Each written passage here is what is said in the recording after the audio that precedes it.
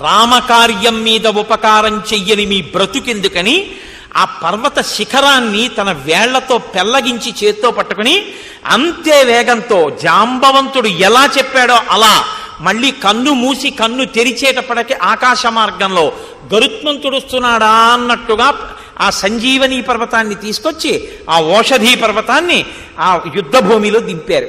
దింపగానే ఆ మృత సంజీవని యొక్క వాసనకి విశల్యకరణి, సంధానకరణి, సావర్ణకరణి ఆ ఓషధుల యొక్క ప్రభావం చేత అప్పటి వరకు మృతి చెందినటువంటి వానరులతో సహా మొత్తం వానరులందరూ లేచి నిలబడ్డారు. పూర్వం కన్నా విశేషమైనటువంటి తేజస్సు పొందారు.